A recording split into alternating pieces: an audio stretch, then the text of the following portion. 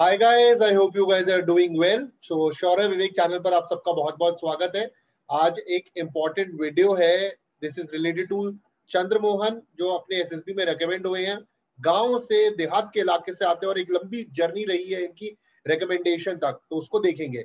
उससे पहले कुछ इंपॉर्टेंट इन्फॉर्मेशन। मेरा नाम संजय कुमार सिंह। आप अनअकैडमी प्लस पर मुझे फॉलो कर सकते हो। मेरे एसएसबी कोर्सेज, सिक्योरिटी कोर्सेज और courses related to CDS, CAPF, AFCAT के बहुत सारे कोर्सेज हैं। 26 मई को हमारा कोर्स स्टार्ट हो रहा है, मिशन ओटीए, और इसी तरीके के बहुत सारे कोर्सेज आते रहते हैं। ये सारे कोर्सेज के लिंक आपको डिस्क्रिप्शन में मिल जाएंगे। And to join this courses use my 10% discount code और रेफरल कोड संजय2 SANJAYTW। अब इस इंफॉर्मेशन के बाद हम अपने वीडियो की तरफ आगे बढ़ते हैं और चंद्रमोहन से मिलते हैं, जहां पर उनकी पूरी जर्नी को समझेंगे, किस तरीके से गांव से वो इस ऊंचे मुकाम की तरफ बढ़ रहे हैं और जल्दी से जल्दी हमें नेवल यूनिफॉर्म में दिखेंगे। तो चलिए स्टार्ट करते हैं। फिर हमारे साथ इस वक्त है चंद्रमोहन जर्मा। बयाना तहसील, धादरीन, राजस्थान से आते हैं।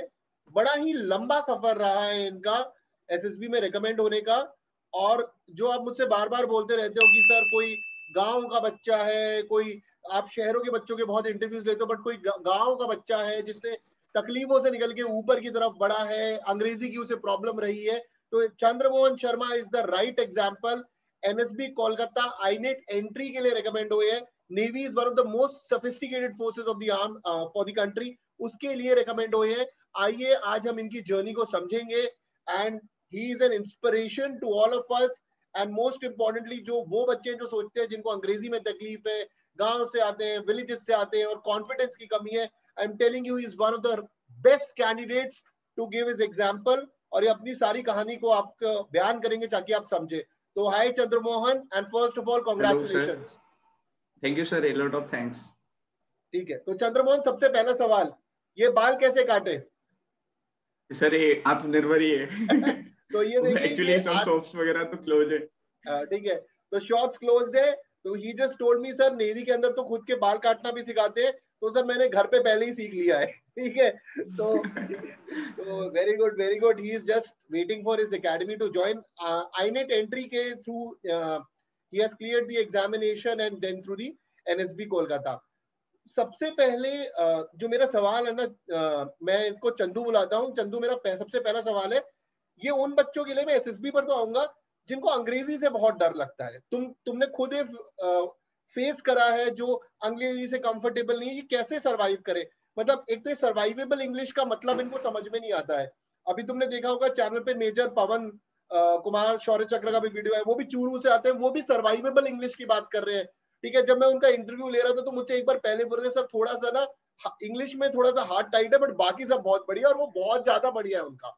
ठीक है, और he is a wonderful and humble personality. I hope you also become like him only. And तो इस सवाल पर थोड़ा बताओ सबसे पहले अंग्रेजी पे, क्योंकि तुमसे बहुत बच्चे पूछेंगे।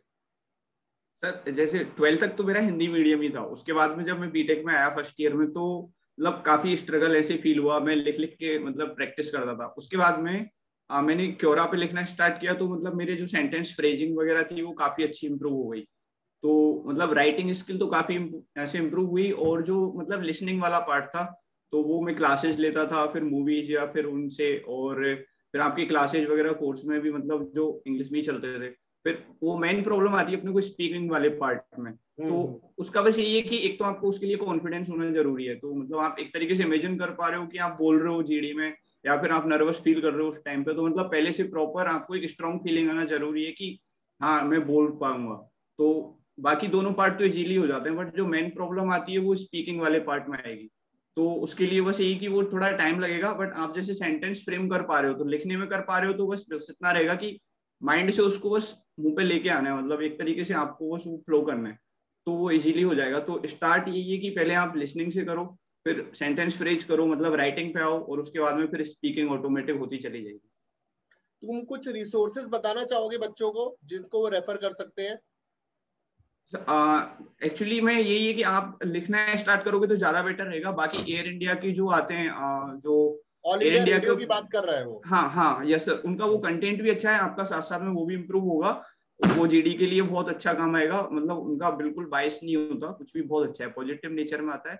और फिर उनकी इंग्लिश भी ऐसी होती है कि आप किसी को भी समझ में आ जाएगी। बहुत इजी लैंग्वेज होती है। बाकी फिर कुछ आर्टिकल वगैरह भी पढ़ सकते हो आप, जैसे कहीं से भी कोई भी न्यूज, बहुत सारी साइट्स हैं। और जैसे किसी को वेब सीरीज का है तो उससे भी इंग्लिश काफी इंप्रूव हो जाती है अगर आप सबटाइटल के साथ देख रहे हो। तो रिसोर्स तो काफी है, बट वो ये कि आप किसको फॉलो कर रहे हो वो डिपेंड करता है।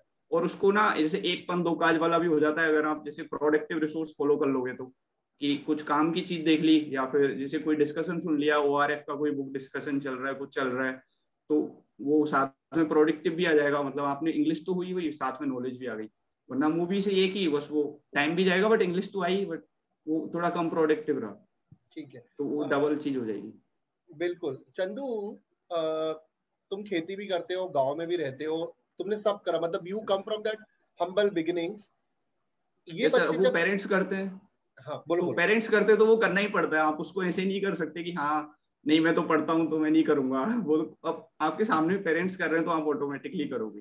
वही सेंस ऑफ रिस्पॉन्सिबिलिटी हाँ यार, वही। मतलब मैं मतलब स्टूडेंट्स आप लोगों से ये देखिए कि काफी सारे बच्चे सोचते हैं मैं करूंगा कि नहीं करूंगा, sense of responsibility is there, नहीं है तो लेकर आइए, क्योंकि ये छोटे छोटे काम से ही आपकी सेंस ऑफ रिस्पॉन्सिबिलिटी है जो एसएसबी में भी जज हो जाती है।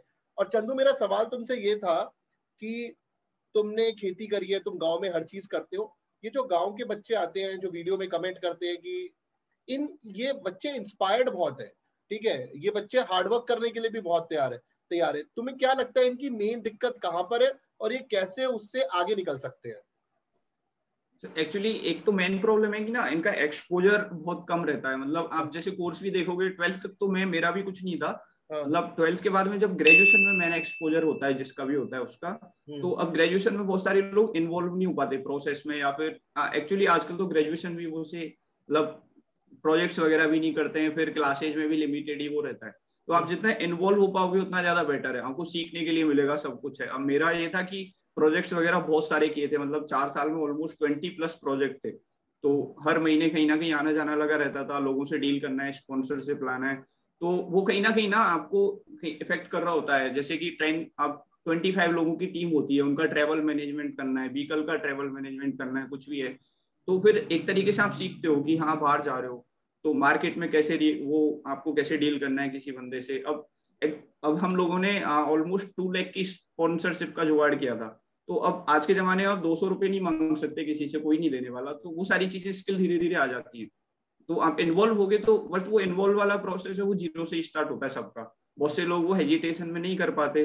और फिर दूसरा ये रहता है इनके पास में प्रॉपर गाइडेंस वाला, मतलब एक्चुअली ऑनलाइन का ये कि फायदा भी है और नुकसान भी है। मतलब बहुत सारे रिसोर्सेज हैं तो बट रिसोर्सेज के चक्कर में कचरा भी बहुत आ रहा है। तो बस ये कि आप अच्छा रिसोर्सेज पहचानो कि हाँ ये बेस्ट है मेरे लिए और ये सही गाइड कर रहा है जो राइट ट्रैक पे है, और उसके अकॉर्डिंग फिर उसको फॉलो करो बाय हार्ट। मतलब फिर उसमें डाउट भी नहीं करना है, मतलब ये नहीं कि आज ये कर लिया कल उसका कर लिया फिर परसों तीसरे का कर लिया, तो बेस्ट यही है। हाँ।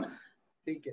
तो यहाँ पर ना तीन चार बातें इसने बोली कि कॉलेज के अंदर 2 लाख रुपए का जुगाड़, कॉलेज के अंदर प्रोजेक्ट्स करने, बाहर जाके चीजों को ऑब्जर्व करना, यही तो एसएसबी में देखा जा रहा है कि जैसे इसने बोला कि सर बहुत सारे टास्क करने पड़ते हैं, ग्रुप प्लानिंग एक्सरसाइज के अंदर आपको बता दिया जाता है। तो ये जितनी भी चीजें इसने बताई हैं एसएसबी के प्रोसेस से पहले, मतलब जब ये कॉलेज में ये चीजें कर रहा था तब चंदू तू एसएसबी की तैयारी थोड़ी कर रहा था, जब तू ये कर रहा था you were just learning, right? Yes yes, बस यही है कि आप है ना इन्वॉल्वमेंट जितना बढ़ाओगे ऑटोमेटिकली वो चीजें आ जाती हैं। अब जैसे लोग बोलते हैं ओएल क्यू पढ़ो ओएल क्यू, बट वो सारी चीजें अपनी जनरल लाइफ में तो हैं, वो सारी करेक्ट ऑपरेशन करेक्ट है, ये सब चीजें वही है। करेक्ट। अब जैसे कि यहाँ पर चंदू ने आपको बताया कि ये बहुत सारे प्रोजेक्ट में इन्वॉल्व था, तो एक बात तो मुझे पता है, he was involved in robotics and many of the projects, और इसको जर्मनी से ऑफर आया था, ठीक है, टू वर्क देयर। नहीं जर्मनी से नहीं था, वो जर्मन बेस्ड एमएनसी थी सर, वो अच्छा, पुणे जर्मन में है बेस्ड। उनका है वो। हाँ, एक्चुअली जर्मनी के लिए 4 साल का वेट करना पड़ता शायद, होपफुली अगर सब कुछ वो अच्छा होता मैं तो। बता रहा हूँ यार, ये मैंने रिसेंट डेज में पवन सर का भी इंटरव्यू करा इसका, ये लोग इतने ज्यादा हम्बल है ना, कोई बच्चा बोलता कि जर्मनी जाने वाला था, he knows that he could have gone, और कंपनी से आ रहा था, he left that and he wanted to prepare for that armed forces, और शुरू के अंदर बड़े सेटबैक रहे, रिटर्न नहीं निकल रहा था, स्क्रीन आउट हो रहा था 2 से 3 बार। तो मुझे वो बता, वो जब तूने वो डिसीजन छोड़ने के लिए कि मैं नहीं जाऊंगा और फौज के लिए प्रिपेयर करूंगा, वो डिसीजन और स्टार्टिंग में जो सेटबैक आए, जब स्क्रीन आउट हो रहा था, एग्जाम नहीं निकल रहा था, उस फेज के अंदर क्या मेंटल प्रोसेस तुम्हारा था, और आज तुम किसी को रेकमेंड क्या करोगे, क्या होना चाहिए? सर मैंने जॉब ज्वाइन किया था कॉलेज के जस्ट बाद ही था, मतलब मैं आपको पूरा स्टार्टिंग से ही करता हूँ। तो 4 जून 2018 को मेरी ज्वाइनिंग थी। तो उसके साथ साथ मैंने 1-2 बार CDS दिया था जॉब के साथ में, और 2 बार FCAT दिया था। तो दोनों ही क्लियर नहीं हुए। और उसके बाद में फिर मैंने सोचा कि मैं 1 मंथ का मेडिकल इमरजेंसी लीव ले लेता हूँ, नॉन पे, मतलब लीव विदाउट पे वगैरह का कुछ ऑप्शन होता है जो। तो मैंने 1 मंथ के लिए मैं आ गया वहां से। फिर मैंने प्रिपरेशन स्टार्ट की। फिर 2019 का वो दिया था मैंने CDS फेब वाला, वो सबसे टफ वाला जो आया था। Correct correct. तो उसके फिर उसके बाद मेरे को लग गया कि हाँ भाई डेडिकेटेड नीड है और नहीं होगा ऐसे, क्योंकि मतलब एग्जाम भी काफी बड़ी है, मतलब आप एक हाथ में 2 लड्डू लेके नहीं चल सकते। और फिर लड्डू भी कोई ऐसे छोटा मोटा नहीं है, आपकी 4th क्लास जॉब की तैयारी नहीं कर रहे हो, मतलब बहुत बड़ी चीज है। और मतलब वो आपका इन्वॉल्वमेंट टाइम सब कुछ मांगती है, मतलब ये है। बहुत से लोग होते हैं कि कर लेते हैं, बट वो उनका एक ही, फिर उन्होंने स्टार्ट बहुत पहले से किया होता है, उनके नेचुरली होती है, या फिर अपब्रिंगिंग उसी टाइप से ही होती है। बट ये कि आप अगर स्टार्ट इतना लेट कर रहे हो, या फिर आपका उस टाइप का मतलब बैकग्राउंड नहीं है, तो आपको कहीं ना कहीं तो ये कि एक बार तो कहीं मतलब हार्ड वाला देना पड़ेगा इनपुट, वो तभी निकलेगा, मतलब वो है। और उसके बाद में जब मेरा नहीं हुआ था, मतलब 2 बार उसके बाद में भी CDS क्लियर नहीं हुआ, और एक बार FCAT हुआ था बट मैं स्क्रीन आउट हो गया, फिर INET से स्क्रीन आउट हो गया था मैं भोपाल से। तो बस यही था कि ना एक्चुअली जो मेरे को मेन इश्यू लगा दोनों का, तो कि ना मैं मतलब कंपैरिजन कर रहा था, जैसे मेरे को आम चाहिए बस डायरेक्टली, तो मैं ओनली आम पे फोकस था। मैं सॉइल, मिट्टी, मतलब फर्टिलाइजर जो वाटर वगैरह उस पर कुछ फोकस ही नहीं था। बस मेरा अटेंशन था कि हाँ भाई आम चाहिए। तो वो वाली चीज है कि आपको अगर आम चाहिए तो पहले आपको सॉइल पे काम करना पड़ेगा, फिर उसमें मेहनत करनी पड़ेगी, जोत लगानी पड़ेगी, जो भी है वो वाली। तो आप पहले प्रोसेस में इन्वॉल्व होते जाओगे तो ऑटोमेटिकली चीजें निकल के आ जाएंगी, कभी ना कभी तो आएंगी। गो गो एट। तो बस सर की मतलब उसके बाद में भी मैं मतलब जो सितंबर वाला था, मतलब एक बार तो मेरे को ये लगना लग गया था कि GTO की यूनिफॉर्म में काम में ले भी पाऊंगा या नहीं ले पाऊंगा। तो फिर भी मैं वो एक्चुअली व्हाइट यूनिफॉर्म खरीद ली थी, तो मैं उसको नॉर्मल डेज में यूज करने लग गया था रनिंग वगैरह के लिए। ठीक है। तो तो अब देखो 2 स्क्रीन आउट्स के बाद इसको ये भी लगने लगा था कि जो GTO के लिए व्हाइट यूनिफॉर्म खरीदी है वो यूज होगी कि नहीं। और तो मेरा लास्ट अटेम्प्ट हाँ थे, बोलो। मतलब मेरे चांसेस भी कम थे काफी, मतलब मैंने लेट स्टार्ट किया था। 4 अटेम्प्ट में जॉब के चक्कर में 1 साल में निकाल दिए थे, वो दोनों थे, 2 FCAT और वो। उसके बाद में भी एक बार क्लियर नहीं हुआ था, तो टाइम भी कम था, ऐसा लग रहा था अब लास्ट के 2 अटेम्प्ट और बचे हैं। तो मतलब काफी टफ होता जा रहा है। उसके बाद में फिर जॉब, और फिर उसके बाद में कोविड वगैरह ही आ गया था, ऑटोमोबाइल सेक्टर तो बिल्कुल कोलैप्स ही हो गया। तो मैकेनिकल में तो वैसे ही जॉब क्राइसिस हो रहे हैं अभी। तो मतलब ये था कि उधर का भी गया, इधर का भी गया, तो फिर यही कि इधर ही डेडिकेशन से लगे रहो, क्या सोच के स्टार्ट किया था, बस वही है। करेक्ट। तो जब चंदू के रिजल्ट आ रहे थे तो काफी फ्रस्ट्रेटेड भी था, मतलब and he is very good with studies. ये मेरे साथ काफी सारी क्लासेस हिंदू में, नेशनल सिक्योरिटी अफेयर्स पे भी काफी अच्छी पकड़ है इसकी, और ट्विटर वगैरह पे भी काफी लिखता है। मैं ट्विटर का इसका लिंक भी आपको डिस्क्रिप्शन में दे दूंगा, you can definitely get in touch with him. ठीक है। नहीं सर, मैं एक्चुअली वो अकाउंट डिलीट करने वाला हूँ, अच्छा तो बंद कर दिया, नहीं। अच्छा फौज ज्वाइन कर रहा है ना, तो सोशल नहीं मीडिया नहीं बंद करनी पड़ेगी। But he is good, he is very good with that affairs. तो अब जो ये चंदू ये सारी चीजें कर रहा था, और अब ये मैं आपको ये बताना चाह रहा हूँ कि जब ये स्क्रीन आउट हो रहा था और ये डिमोटिवेटेड हो जाते हैं बच्चे, उसके बाद थोड़ा सा इरिटेशन भी आती है, everyone goes through that phase, वो भी निकला। तो फिर ये मेरी, तब मेरा आई थिंक फर्स्ट या सेकंड SSB कोर्स था, तब चंदू मिला। एंड ये जो प्रोसेस की बात कर रहा है कि आपको प्रोसेस समझना पड़ेगा, और इसने एक चीज बोली थी कि मैं इंजीनियरिंग में प्रोसेस ओरिएंटेड था, बट जब मैं SSB में स्टार्टिंग में गया तो मैं प्रोडक्ट ओरिएंटेड हो गया था कि भैया मुझे बस रिकमेंडेशन चाहिए। But when we started working on the and he being an engineer, once he understood the logic of the test, his performance exceptionally increased. PIQ इसका काफी ऑलरेडी बहुत अच्छा था, स्पोर्ट्स में एक्स्ट्रा करिकुलर्स भरा पड़ा था इसका, बट अलाइनमेंट थोड़ी सी गड़बड़ थी उसको। Once that was done and he was fabulous, and I still remember once he got recommended, तो generally बच्चे बोलते हैं कि मैसेज आता है कि sir I got recommended, thank you। इसका मैसेज मुझे आया था, गुरूर दक्षिणा डन सर, यू रिमेम्बर, तूने भेजा था यस मुझे। यस, 15 सितंबर सर, वो हाँ मतलब जस्ट 1 साल पहले अपन मिले थे, वहाँ पे दिल्ली में थे, मीट टुगेदर था अपना, और हाँ हाँ। जस्ट 3 और मैं 2 बार सेम मिल डेट चुका में हूँ ही। इससे, एक बार मैं दिल्ली में भी मिला यस सर। हूँ और जयपुर में भी मिले थे। और इस वक्त ये आप मानो मत, इतनी गर्मी के अंदर साइकिलिंग करता रहता है, ही इज जस्ट मतलब वही मैं आपसे बता रहा हूँ, person who is dedicated for forces, लंबी लंबी राजस्थान के अंदर cycling to keep himself fit for the forces, कि एकेडमी जाने से पहले ही बहुत तगड़ा फिटनेस लेवल होना चाहिए। तो that is why I keep on telling, SOR का जो फैक्टर है, sense of responsibility and dedicated towards your goal, it doesn't get ended on getting recommended, because recommendation just means that you are trainable at the academy. After even the forces years you have to continuously grow. आप किसी भी senior officer को सुनोगे वो भी आपसे यही कहेंगे। अब तुमने एक बात करी थी, प्रोसेस ओरिएंटेड होना बहुत जरूरी होगा। इस प्रोसेस ओरिएंटेड का थोड़ा देशी भाषा में मतलब समझाओ ताकि अपने बच्चे समझ पाए, ठीक है? प्रोसेस ओरिएंटेड का, और इसमें लॉजिक इन्वॉल्व है कि नहीं?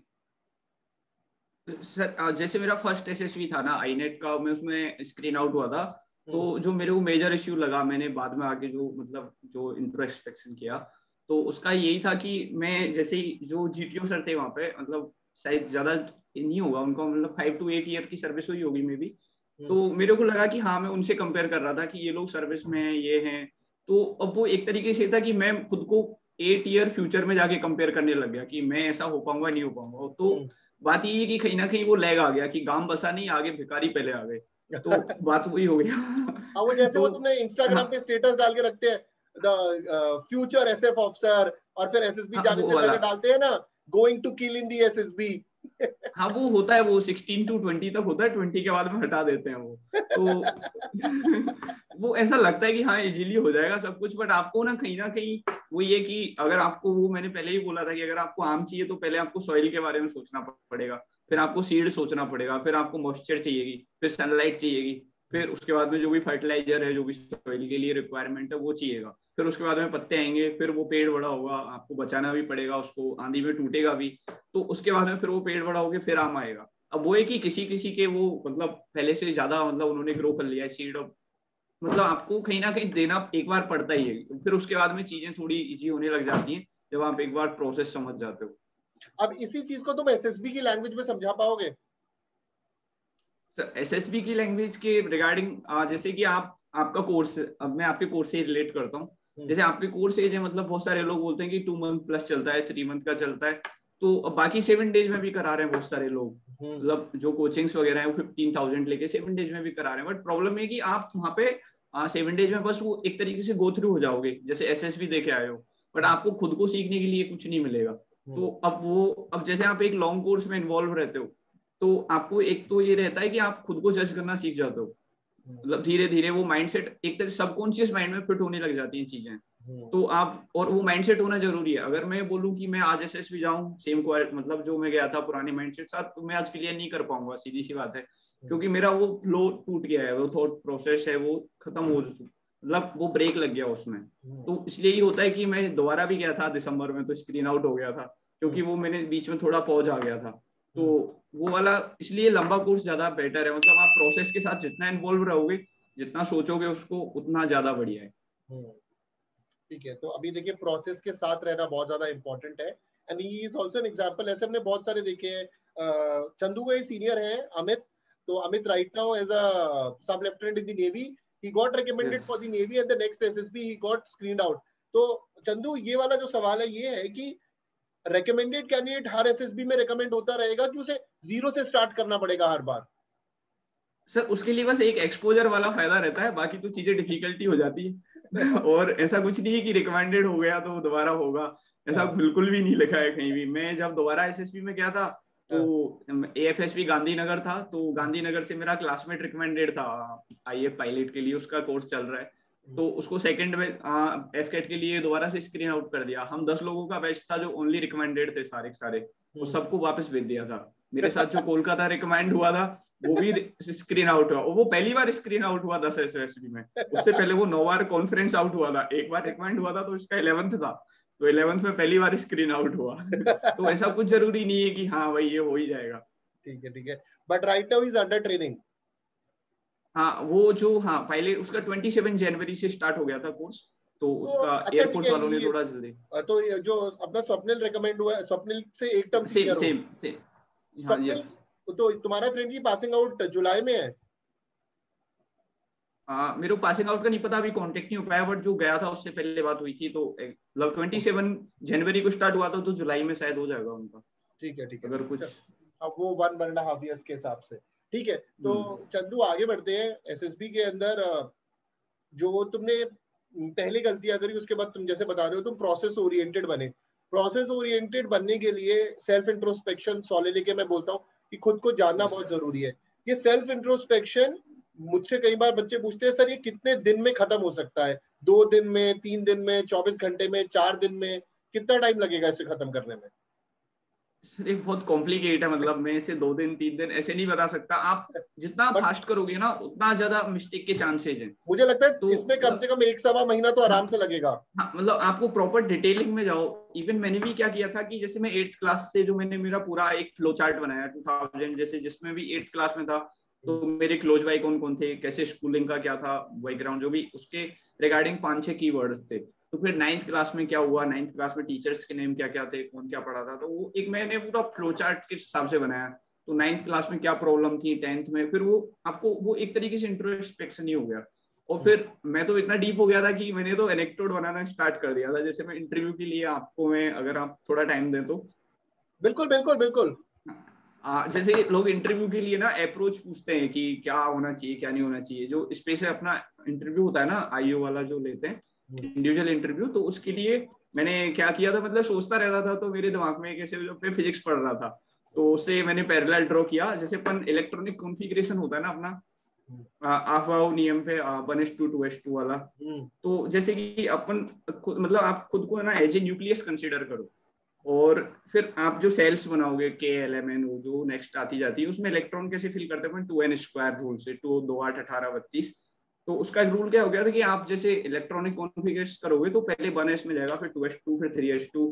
तो आपकी जो फर्स्ट सर्किल है K है वो आपकी पर्सनल सर्किल हो जाती है। फिर सेकंड वो, तो आप जितना इन्वॉल्व हो गए आपको ऐसी चीजें निकलती आएंगी। फिर थर्ड आपकी फैमिली फ्रेंड हो गए, फोर्थ आपका कॉलेज प्रोजेक्ट स्टडी हो गया, फिफ्थ आपके मतलब एक्स्ट्रा नॉलेज हो गई। तो आपकी जितना मतलब सबसे ज्यादा स्ट्रॉन्ग फोर्स होगा फर्स्ट सेल पे। तो अगर आपके फर्स्ट सेल में ही डाउट है, आपने इंट्रोस्पेक्शन नहीं ऐसा किया है कि 5 घंटे का कि 5 घंटे में करके फिनिश कर दिया, तो आपके फर्स्ट सेल वाले इलेक्ट्रॉन लूजली प्लेस्ड है, तो अगर उसने थोड़ा भी फोर्स लगाया इंटरव्यूअर ने वहां पे, तो आपके इलेक्ट्रॉन गायब और आपका एटम ही डिस्टेबलाइज हो जाएगा। तो आप देखिए तो केमिस्ट्री को इसने रिलेट कर दिया है KLMN शेल्स के अंदर to the SSB। To be honest, this was something similar which I did. तुझे याद है वो वर्क का फॉर्मूला होता है, if I am correct, force into displacement, ठीक है? यस, तो I used to say force into positive and desirable displacement, कि फोर्स अच्छी बात है बट किस डायरेक्शन में लग रही है, ठीक है? सो आई वही फिर रिमेम्बर कि मतलब जब आप SSB के डीप डिगिंग करते हो तो इस तरीके का आपको हर चीज दिखने लग जाती है, आपको वर्ड्स के वो सेंटेंसेस दिखेंगे, स्टोरी आपके आइडियाज में आने लग जाएगी। वो एक ऐसे नहीं होगा, वो एक वीक के कोर्स में नहीं होने वाला। हाँ यही हाँ तो है हाँ। कि आप इंट्रोस्पेक्शन एक वीक में या फिर 1 घंटे में नहीं कर सकते। वो आप जितना इन्वॉल्व रहोगे ये उसी का आउटकम आता जाएगा आपके दिमाग में, बस वही चलेगा। तो करेक्ट। अब वो बेटर एफर्ट होना जरूरी है। एफर्ट तो सब लगा रहे हैं, अगर कोई आज के टाइम पे प्रिपरेशन कर रहा है मतलब 23 की एज में, 22 की एज में, तो एफर्ट तो लगा ही रहा है कहीं ना कहीं, मतलब खाली तो नहीं बैठा होगा। बट वो कि बेटर एफर्ट होना जरूरी है, आप सही डायरेक्शन में लगा रहे हो, वो ज्यादा इंपॉर्टेंट है। The focus is the vector effort, ladies and हाँ जेंटलमैन। तो चंदू, मेरा नेक्स्ट सवाल, तूने इंटरव्यूइंग ऑफिसर की बात करी। इंटरव्यूइंग ऑफिसर में तूने मुझे बताया था सबमरीन से रिलेटेड एक क्वेश्चन है, तेरा इंसिडेंट है जो तेरे आयो में बड़ा फेमस है, ठीक है? And many yes yes. Students जो SSB में तो उन सब ने बात करी, वो इंसिडेंट बता इन सबको क्या था? एक्चुअली सर मतलब क्या था कि उन्होंने पूछा था कि something tell me about navy और ये वो। तो मतलब मेरा क्या है 2017-18 में मैं जब इंग्लिश इंप्रूव करने का जो प्रोसेस था, तो मैं वो सारी चीजें पढ़ रहा था, ब्लॉग वगैरह भी लिखता था। तो उस टाइम पे स्कॉर्पियन सबमरीन का डेटा लीक हुआ था, तो उस पे मैंने एक आर्टिकल वगैरह लिखा था, करीब मतलब काफी अच्छा आर्टिकल था। तो वो मेरे को एज इट इज याद ही था, मैंने लिखा था, तो सारे डेटा मेरे पास थे। तो मैंने स्टार्ट ही यही किया कि स्कॉर्पियन सबमरीन का डेटा लीक हुआ जो अपने पास में अभी अपने लॉन्च किया है, उससे जो भी पैरेलल ड्रॉ किए कि अभी अपने थर्ड वाली लॉन्च की है उसका डेटा लीक हो गया था। तो मैंने एज इट इज, मेरे को एग्जैक्टली वो रिमेम्बर रह गया था कि 22,400 पेजेस लीक हुए थे। तो मैंने वो जैसे ही बोला, ऑस्ट्रेलियन मीडिया ने लीक किया 22, मतलब उनके पास में आया 22,400 पेजेस का डेटा लीक हुआ, तो उन्होंने वो वेरीफाई किया कि हाउ मेनी पेजेस, मैंने 22,400 पेजेस। तो उन्होंने वो नोट वोट किया, और फिर ऐसे वो सडन अवेक वाली सिचुएशन होती है ना, हाँ। तो मैंने बोला सर उसका डेटा लीक हुआ और ये वो, फिर उसके बाद में एयरक्राफ्ट कैरियर का, तो उसमें भी वो पता नहीं ऑटोमेटिक आया, वो मेरे को भी बाद में सही नहीं लगा कि हाँ थोड़ा नेगेटिव नहीं हो गया वो स्टार्टिंग ऐसे हुआ कि सर 1.65 बिलियन डॉलर की डील हुई थी रशिया के साथ में, उन्होंने उसको पेंडिंग कर करके 2.65 बिलियन डॉलर ले लिए, और उसके बाद में उसके जो 7 रिएक्टर थे उसमें से 6 का मेल फंक्शन हो गया था अपने जो ट्रेनिंग टाइम में, जो अपना डिप्लॉयमेंट होता है तो उसमें कि उसमें चाइनीज फायर ब्रिक्स लगा दी थी, वो क्वालिटी उसकी थोड़ी सब मतलब अच्छी नहीं थी, तो उसके बाद में फिर उसको दोबारा भेजा गया, उसके बाद में फिर उसका चार्ज लिया गया, और उसके बाद में भी उसमें उसका मिसाइल डिफेंस सिस्टम खुद का नहीं था, उसके लिए अपने को डिस्ट्रॉयर रखना पड़ता था साथ उसके। तो ये सब चीजें मैंने बोली, तो फिर उसके बाद उन्होंने बोला okay okay all right let move to the next question. But मेरे को बाद में रियलाइज हुआ कि ये मतलब शॉर्ट खेल तो दिया है, कैच आउट ना हो जाए। एक तुम्हारा वो भी था, वो जो तुम एसी में प्रिंसिपल एक्सप्लेन कर रहे थे। वो एक्चुअली वो क्या था सर कि वो इंटरव्यूअर का क्या है कि वो मैंने आपको बताया ना, मतलब जो प्रोसेस वो अफवाह वाला प्रिंसिपल, वो सारा चीजें ना वहीं आगे टिक जाती हैं, तो वो मेरे इलेक्ट्रॉन्स को एनर्जी देने की कोशिश कर रहे थे कि ये एक्साइट होके कहीं सेल छोड़ के जाते हैं नहीं जाते हैं। तो तुम्हें एक बताओ, इंसिडेंट बताओ, इनको इंसिडेंट बताओ, हुआ क्या था? हाँ तो मतलब सारी चीजें मतलब वो क्या है क्रॉस वेरीफाई करते जाते हैं बार बार में, तो उन्होंने मेरे से पूछा कि मतलब मेरी एक्चुअली थर्मो में बैक आ गई थी सेमेस्टर, थर्ड सेमेस्टर में हमारे सब्जेक्ट होता है, तो मार्कशीट मेरे पास डबल थी, वो हमारे डबल मिलती है, तो उनको नोटिस हो ही जाता है कि बैक होगी तो तभी डबल आई है। तो उन्होंने मेरे से पूछा कि आपने इस एसी का एयर कंडीशनिंग का फंक्शनिंग सिस्टम बताओ, तो मैंने उसके 4 पैरेलल्स दिए उनको, एक तो जैसे कि कोई भी कंप्रेस्ड एयर से जाती है साइकिल ट्यूब का, एलपीजी सिलेंडर का, और अपने जैसे माउथ से भी अपन करते हैं, जैसे एयर ब्लो आउट करते हैं अपन बिसिल शेप में करेंगे तो वो थोड़ा कूल आएगी, और आप पूरा मुंह खोल के करेंगे तो वो थोड़ा हॉट एयर आती है, तो उन्होंने वो करके भी देखा था उस टाइम पे। और फिर उस एसी का भी समझा दिया था मैंने। तो बट बाद में क्या है, उनका ये रहता है कि वो कहीं ना कहीं करके आपको ना ऐसी सिचुएशन में डालेंगे कि आप पैनिक हो जाओ, कि आपको लगे कि हाँ भाई इस चीज का मेरे को ये चीज कंफर्म नहीं है, मतलब श्योरिटी वाली चीज नहीं रहेगी, और फिर उसमें आपका रिएक्शन चेक करते हैं। तो उन्होंने बोला कि इसमें जो एसी में कूलेंट होता है, रेफ्रिजरेशन मतलब जो है, तो वो खुद क्यों नहीं जम जाता ठंडा होके। तो फिर वो मेरे को स्टूपिड सा क्वेश्चन था, मेरे को हंसी आ गई थी। मैंने बोला सर मैंने बोला ये क्या क्वेश्चन है, मतलब आप तो फिर तो व्हीकल ही नहीं चलेंगे लद्दाख में, तो क्योंकि हमारे यहाँ राजस्थान में जो ऑयल का वर्किंग टेम्परेचर है वो 30 मतलब अप्रोक्स टेम्परेचर 35 रहता है, लद्दाख में 0.5 के समथिंग रहता है, तो फिर तो जो इंजन ऑयल है ग्रीस है वो कुछ काम ही नहीं आएगा। उनकी वर्किंग रेंज होती है ना 30W40 50W60 ये सब, फिर उन्होंने ओके ओके ओके तो वो थोड़ा ऐसे फनियर हो गया था, मतलब वो ऐसे स्टूपिड सा क्वेश्चन पूछ के आपको ना ऐसे करना चाहते हैं कि हाँ कि फंसे बंदा कैसे भी करके, तो वही है। चंदू, जो बच्चे आईओ के लिए तैयारी कर रहे हैं उनको किस किस चीज पर फोकस करना चाहिए और कैसे तैयारी करनी चाहिए आईओ की, और क्या आईओ में सिर्फ पीआईक्यू इंपॉर्टेंट है कि सेल्फ डिस्क्रिप्शन टेस्ट भी इंपॉर्टेंट है? सर वो वेरीफाई तो दोनों ही कर लेते हैं, मतलब ओनली वो तो, क्योंकि अगर आपने कहीं लिखा है रेस्पॉन्सिबल हो आप, या पेरेंट्स आपकी बात मानते हैं आप उनकी मानते हो कुछ भी है, तो वो वेरीफाई दोनों ही हो जाएंगे, और उनके पास में वो मे भी रहता है जहां तक मतलब इवन आप एचडी की छोड़ो। मेरे प्रॉब्लम हो गई थी मेडिकली, मतलब रेसेस वगैरह मेरे फ्रेंड के भी वगैरह, वहाँ पे ह्यूमिडिटी बहुत है कोलकाता में, राजस्थान में ड्राई है, तो एटमोसफियर थोड़ा चेंज हुआ था, तो हम मेडिकल रूम गए थे, तो इवन उनके पास ये भी रहता है कि आप मेडिकल रूम गए थे, वो पूछ लेते हैं आपको यहाँ पे कैसा लगा, ये कुछ कोई परेशानी आई क्या। उनका इनडायरेक्टली यही होता है हम झूठ बोलोगे या सही बोलोगे। वो कॉन्फ्रेंस में पूछ भी लिया था उन्होंने आपको मतलब कैसा लगा कुछ परेशानी में, इनकी सर थोड़ा इश्यू आया, बट बाद में मैंने एडेप्ट कर लिया उस चीज के अकॉर्डिंग। तो इंटरव्यू का अब वो वही सेम, फिर वही एनेक्डोट जो मैंने बनाया था, आप खुद को न्यूक्लियस कंसीडर करो सबसे पहले अपन, ऐसे नहीं कि मतलब इंपॉर्टेंट सारी चीजें, अब आज जो इजराइल फिलिस्तीन में चल रहा है वो भी इंपॉर्टेंट है आपके लिए, बट वो इतना इंपॉर्टेंट नहीं कि आपको फैमिली और पेरेंट्स के बारे में नहीं पता है और आप इजराइल फिलिस्तीन के बारे में जाके एनालिसिस करके दे रहे हो। तो सबसे इंपॉर्टेंट एक ही आपको खुद का पता होना चाहिए, आपके फर्स्ट सेल के इलेक्ट्रॉन फिल करो आप, जो भी 2-4 2s2 में आ रहे हैं, उसके बाद में आपकी थर्ड सेल जो आ रही है, आपकी जो फ्रेंड्स बन रहे हैं सर्किल वाली, आपकी जॉब, आपकी पर्सनल लाइफ है, रिलेशन है, कुछ भी है वो फिल करो। उसके बाद में आपने जो किया है पास्ट का वो फोर्थ सेल बन रही है वो फिल करो। फिफ्थ सेल में फिर आपके आसपास की और चीजें हैं, आपके फ्रेंड्स जो भी उन्होंने वो क्या जॉब कर रहे हैं। फिर सिक्स में ये सारी इंटरनेशनल चीजें, नेशनल चीजें, उन पे करो। लोग क्या करते हैं बाहर से स्टार्ट करते हैं, तो सिक्स सेल तो वैसे भी वीक होगी तो भी कोई इश्यू नहीं है, मतलब वहाँ पे चल जाएगा, मार्जिन है। बट जो फर्स्ट सेकंड और थर्ड है वो माइंड मतलब माइंड एरिया है, अगर आपने एक भी स्टेप इधर उधर किया तो ब्लास्ट हो जाएगा। तो ये सब तुमने मुझे बताया कि आईओ की तैयारी करने के लिए you need to know about your parents, friends, आपको सोने लेके इंट्रोस्पेक्शन करना पड़ेगा, अपने बारे में अच्छी तरह जानना पड़ेगा, दोस्त, टीचर, अगर आप जॉब कर रहे हो वो सारी चीजें जाननी पड़ेगी, एसडी पे काम करना पड़ेगा। And more you know about it, more you are comfortable about it, better it is. Psychology की तैयारी, साइकोलॉजी के लिए सिर्फ एक दिन में इम्प्रूव नहीं होगी। मतलब आप सोचो इंटरव्यू तो भी जल्दी हो जाएगा कि अगर मैं आज इंटरव्यू के लिए बैठता हूँ और पर डे 6 मतलब 4-5 आवर दे रहा हूँ कि हाँ मैंने इस चीज का क्लियर कर लिया, तो शायद क्वेश्चंस लिमिटेड हैं। क्रॉस क्वेश्चनिंग का तो कुछ भरोसा नहीं कहाँ से आ जाए, बट क्वेश्चंस तो लिमिटेड ही हैं। तो वो CIQ जो भी है वो आप प्रिपेयर कर सकते हो, बट साइक एक दिन में प्रिपेयर, जैसे एक दिन में या एक वीक में ऐसे प्रिपेयर नहीं होने वाली। साइक में बस एक ही आपको, मेरे को मेरी स्टोरी में भी इम्प्रूवमेंट अब भी लगता है, तो अब वो मेरी अभी प्रिपेयर नहीं। साइक तो ऐसे कांस्टेंट इम्प्रूवमेंट वाली चीज है, तो ऐसे कुछ भी नहीं है कि हाँ ये बाउंड्री लाइन हो गई अब इसके बाद में तुम इम्प्रूव नहीं कर सकते हो। और बाकी जैसे TAT का है, तो TAT में आपका जो कोर्सेज का है, मतलब आप कंटिन्यू डिस्कशन भी चलता रहता है, वो लॉन्ग टर्म वाला है, तो वो काफी सही रहता है। वरना वो फिर 7 डेज कोर्स में ना आपको उस प्रोसेस पता चलेगा कि 12 स्टोरी आती है, तो वो आप इम्प्रूव कैसे करोगे और सेल्फ जज नहीं कर पाओगे। जितना छोटा कोर्स होगा आपको सेल्फ जज करने के लिए टाइम ही नहीं मिल पाएगा। तो अब वो जितना लंबा कोर्स होगा वो आप ये सीख जाओगे कि जज कैसे करना है, बाकी लोगों से कंपैरिजन होगा, वो सारी चीजें हैं।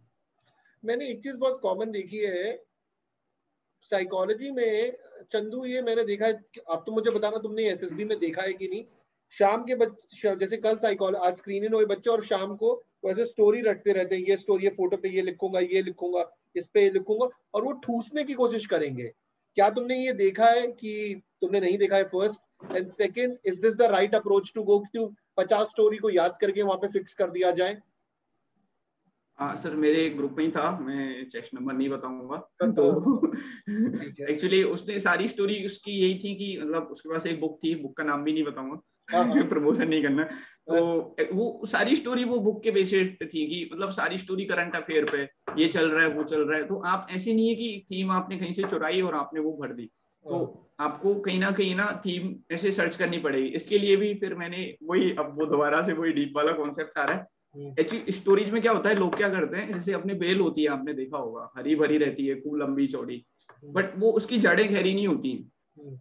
जो हरी भेल होती है, मतलब उसमें क्या है, आप उसको खींचोगे तो वो टूट जाएगी और वो दिखने में बहुत सुंदर दिखती है। वही इनकी स्टोरीज का होता है, जब आप सुपरफिशियल स्टोरी लिखोगे ना, तो वो एक तरीके से हरी भरी बेल की तरह है। तो आपको ना, अगर अच्छी स्टोरी होती है ना, वो ऐसे पेड़ की तरह होती है जिसकी जड़ें मतलब गड़ी हुई होती है।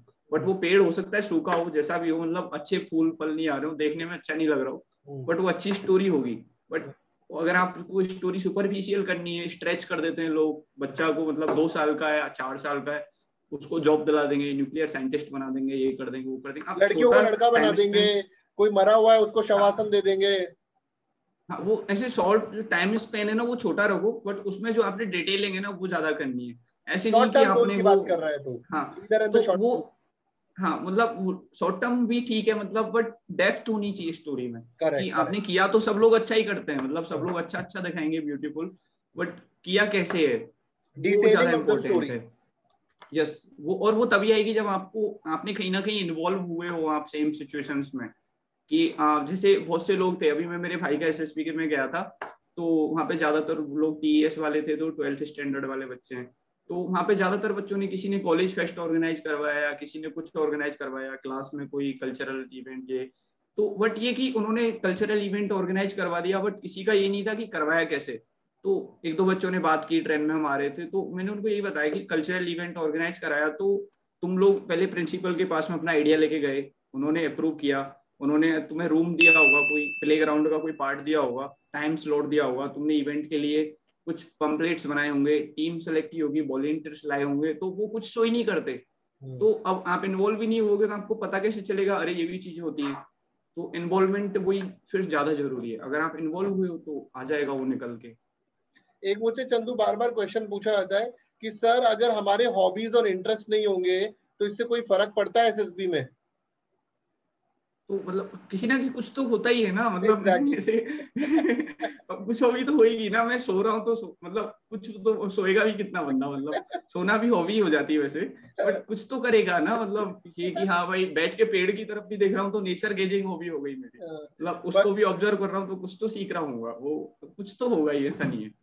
वो चंदू मजाक कर रहा है, चंदू लिख मत देना स्लीपिंग एज अ हॉबी, ठीक है, नहीं मतलब बैंड बजाने का आए हो। वो फिर स्लीपिंग पे भी बहुत कट जाएगा मतलब। ठीक है, he is telling you, is basically trying to tell you that you need to find your hobby, you need to find your interest, because अब सबके होते हैं, शायद आपने ध्यान ना दिया हो, but it is definitive that you work on them. तो तुमने हमें नहीं होता तो बोलो बोलो। नहीं होता तो बना लो ना, मतलब ऐसे हाँ कोई टाइम थोड़ी ना लगता है, 20-25 दिन में हॉबी बन जाती है। मेरे को लग रहा था कि मेरी हॉबी ना सारी मतलब फील्ड वर्क से रिलेटेड है, हाँ तो मैंने क्या किया था, मैंने शॉर्ट स्टोरीज देखना स्टार्ट किया यूट्यूब पे। तो हाँ वो अच्छी भी लगी मेरे को, 10-15 मिनट में अच्छा कॉन्सेप्ट शो करते हैं वो लोग, स्ट्रगलिंग होते हैं, कम बजट में अच्छी चीजें बनाते हैं, सोशल इश्यूज पे आते हैं।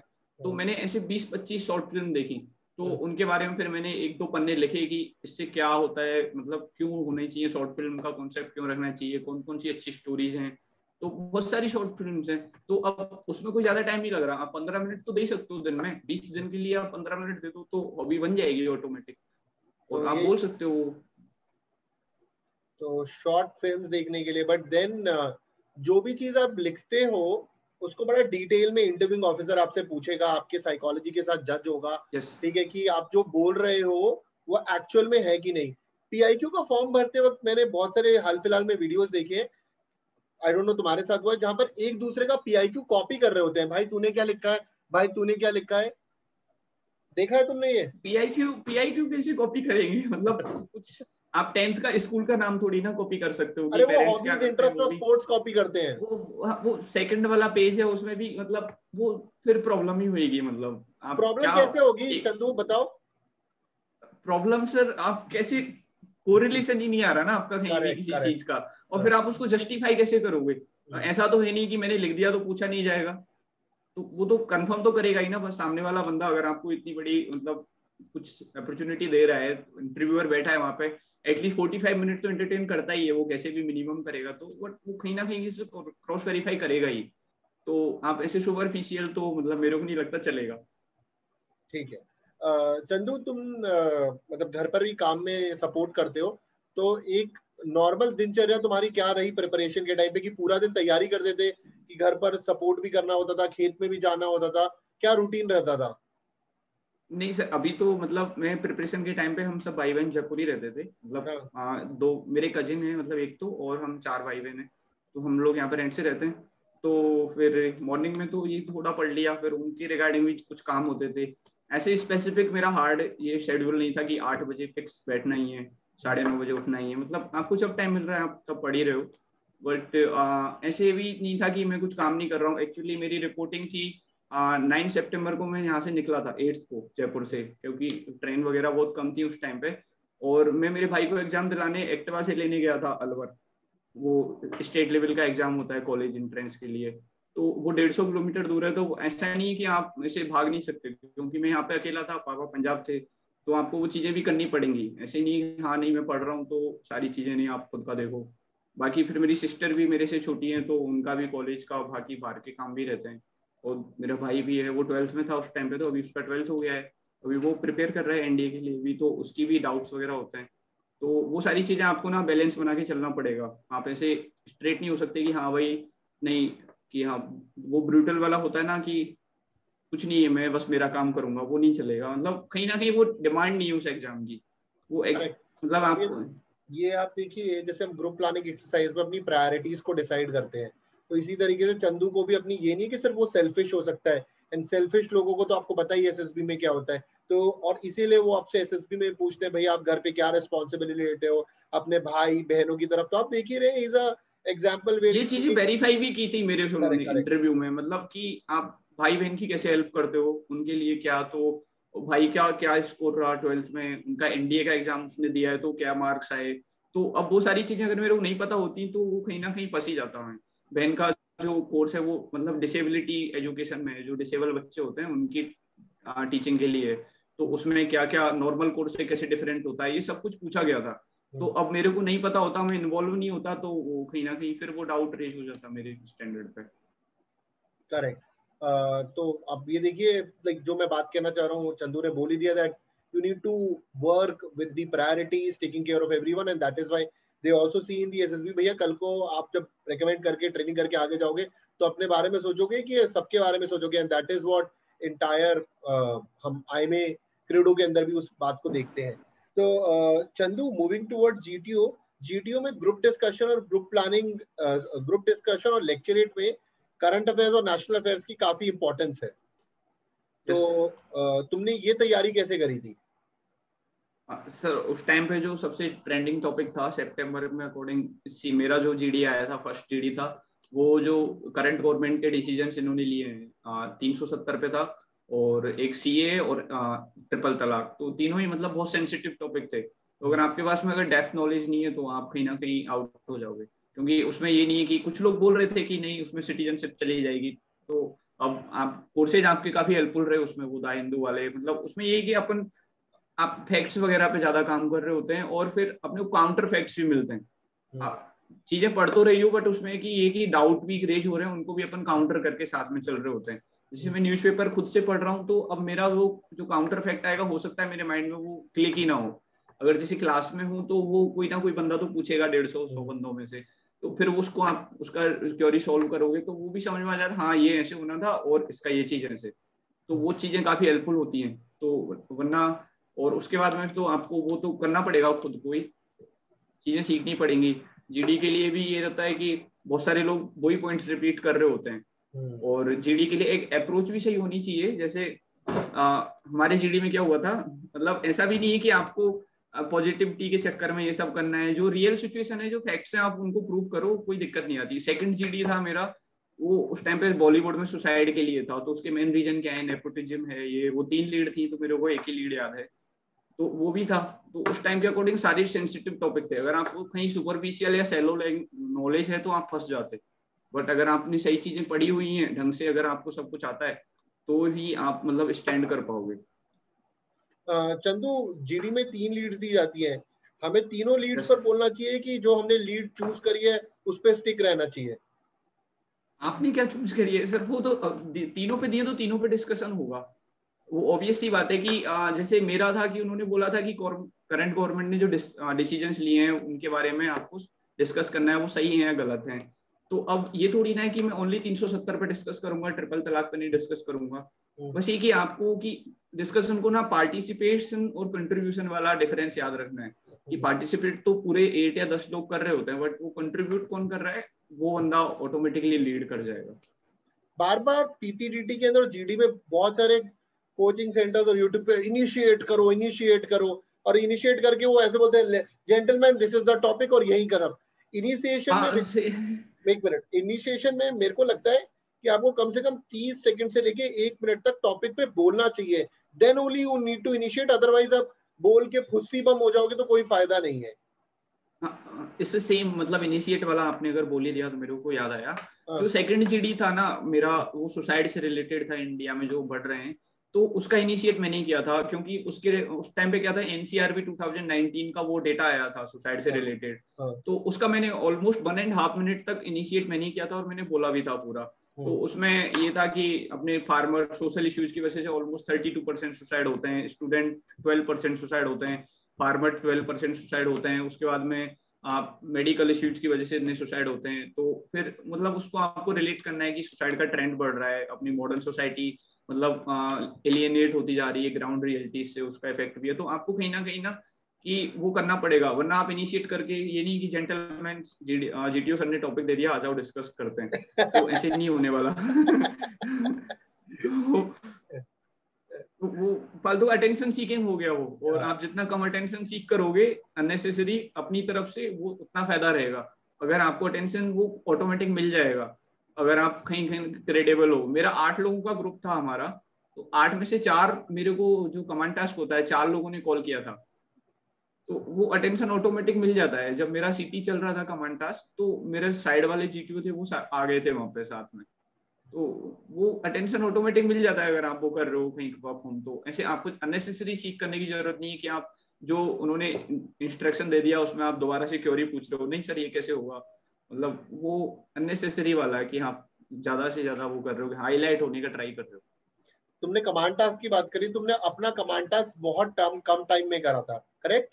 हाँ यस सर, मेरे साथ में रिकमेंडेड बंदा था, सेम कमांड टास्क मिला था उसको, उसने 1 मिनट 45 सेकंड्स के समथिंग लगे थे कुछ, और जो मेरा कमांड टास्क था वो सबसे लास्ट में हुआ था, जो पूरा एसएसबी पूरा ही बैच था, क्योंकि वहां बारिश हो गई थी, तो उन्होंने आधे घंटे के लिए मतलब ब्रेकफास्ट का टाइम दे दिया था। उसके बाद में फिर बुलाया था, तो मतलब बहुत लोग थे, वो 2-3 पैरेलल चल रहे थे, तो सारे लोग थे almost.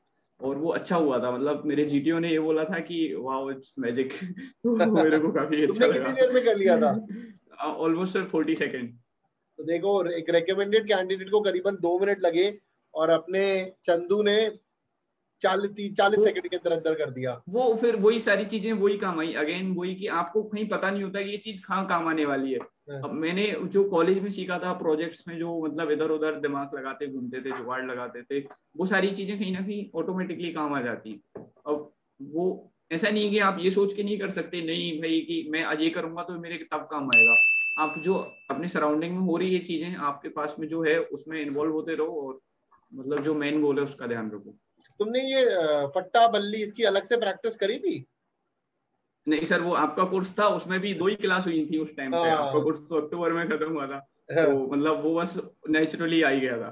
Very good very good. तो देखिए, कुछ लोग मुझसे बोलते हैं कि सर ऑनलाइन नहीं हो पाता, आपके सामने एग्जाम्पल है, ठीक है, और वो भी ऐसा नहीं, जीडीओ के अंदर ही ब्रिलियंटली परफॉर्म, 40 सेकेंड्स में कमांड टास्क खत्म कर दिया, जो एक रेकमेंडेड आप कैंडिडेट को 2 मिनट लगे।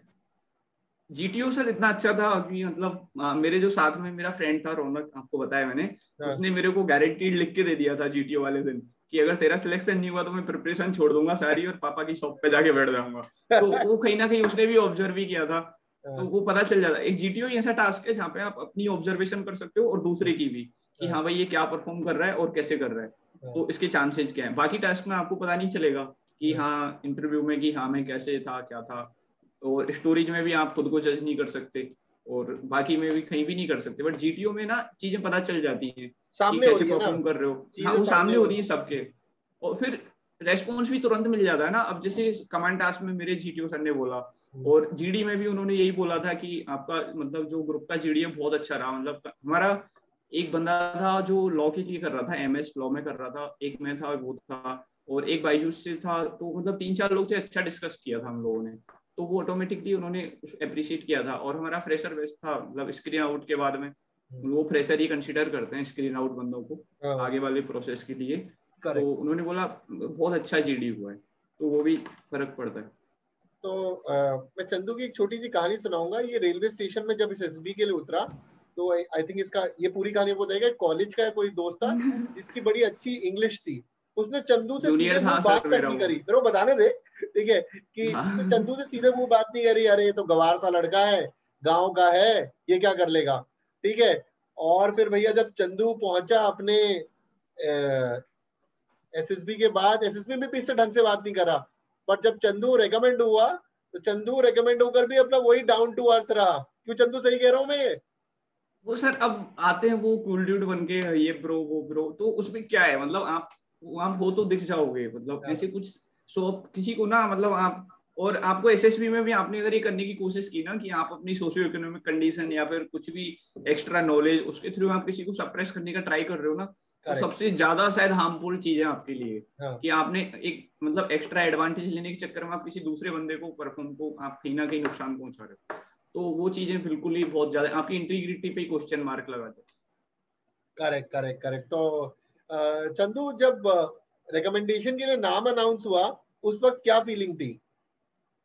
वो सर मतलब वो मैं ना तब बहुत ज्यादा लो फील करता हूँ, तो मैं बार बार वही इमेजिन कर लेता हूँ। मतलब काफी सही फील होता है। मतलब बाकी लोग तो बोल रहे थे कि तू रो रहा था, बट मेरे को नहीं लगता, मतलब वैसे वो आवाज भारी भारी हो जाती है कोविड के ऑटोमेटिक। टाइम पे तो सबसे अच्छा तो वो ही याद कर सकता है। हाँ मतलब मैं जब भी कुछ होता है, मतलब कि हाँ मैं परेशान होता हूँ या फिर मैं अकेला भी होता हूँ, तो मैं वही वाली फीलिंग दोबारा से स्टार्ट करना, मतलब वो वाला मोमेंट। तो तो वो बहुत ही अलग फीलिंग होती है। करेक्ट। आप तो दोबारा भी रिकमेंड हो रहे हो ना कि सेकंड अटेम्प्ट में, तो आपको वो फर्स्ट वाली फीलिंग नहीं नहीं आएगी, आएगी। नहीं आएगी, वो नहीं नहीं आती। आएगी, नहीं आएगी। इवन पीओपी में भी वो फीलिंग नहीं आती। आप पीओपी में भी ये कि आप मतलब एक श्योरिटी डेवलप हो जाती है, हाँ भाई मैं कर तो रहा हूँ, हो रहा है।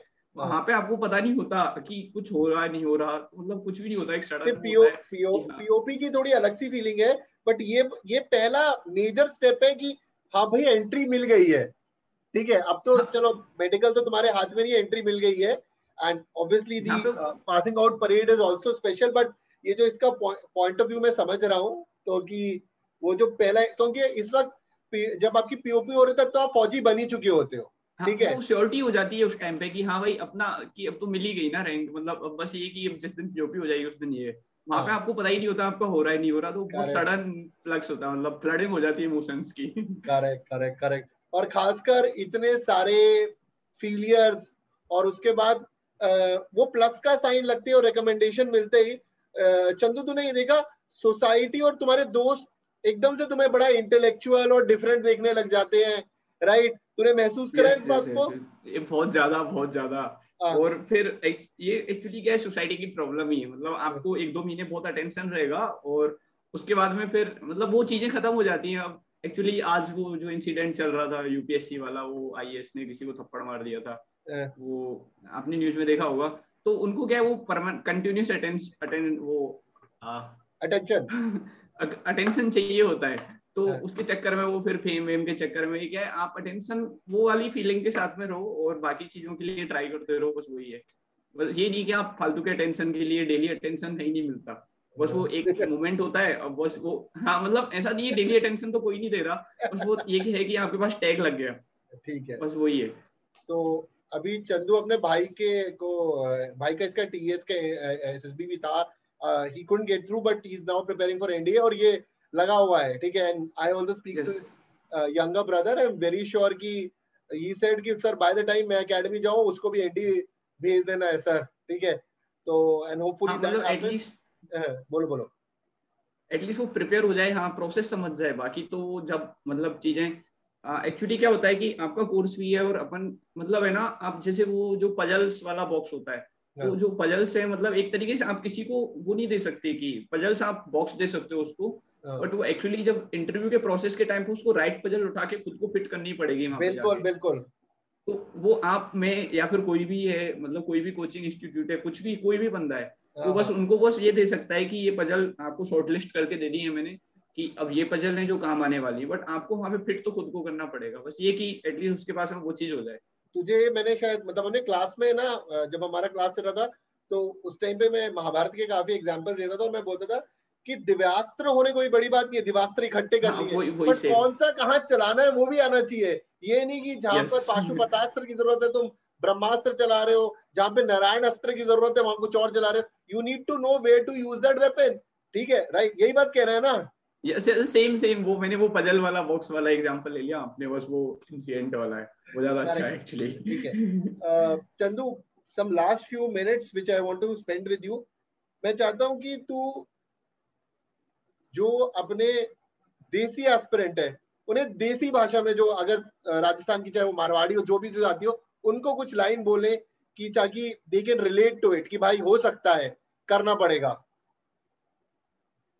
वो बात वही है सेम कि आप स्टार्ट किस चीज के लिए कर रहे हो। मैंने मतलब मेरी बहुत अच्छी जॉब छोड़ी, मतलब 4.5 के समथिंग एलपीए था, तो अब अगर नहीं होता तो फिर वो ये कि आपने बस ये कि आप फेलियर हो रहे हो, और आपको यही सोच के बार बार स्टार्ट करना पड़ेगा कि हाँ मैंने ये चीज सोच के स्टार्ट की थी। जैसे आपने कि अब सॉइल में आपने सीड डाला, बट हो सकता है कि जर्मिनेट ना हो, बस आपको फिर वो दोबारा से आपको सीड डालना पड़ेगा, बट वो फिर आपको दिमाग में ये रखना है कि हाँ भाई मैंने स्टार्ट किया था आम के लिए, कि मेरे को आम खाना है। तो बस वही चीज है कि आपको फाइनल प्रोडक्ट पे तो नजर रखनी है कि हाँ भाई ये चीज मिलने वाली है, बट उसके लिए ये नहीं है कि आप डेली फाइनल प्रोडक्ट को ही भोग लगा रहे हो, आपको बस वो काम करना पड़ेगा। तो यहाँ और पर उसके चंदू लिए, बस बोलो बोलो बोलो। हाँ और उसके लिए ऐसे एक दिन में सडन नहीं होने वाला कि इंस्टेंट ग्रेविफिकेशन, जैसे हमारे यहाँ पे बोलते हैं हथेली पे सरसों जमाना, तो हाँ हाँ सरसों के पार्टिकल बहुत फाइन होते हैं, तो वैसे आपके जमने वाले नहीं है। तो उसके लिए या तो दोनों को थोड़ा कर्व शेप में रखना पड़ेगा, या फिर तो आपको बस ये कि आपके एंड प्रोडक्ट पे आपका ये रहना चाहिए कि हाँ मैं किस चीज के लिए किया रहा हूँ और किस चीज के लिए मैंने स्टार्ट किया था।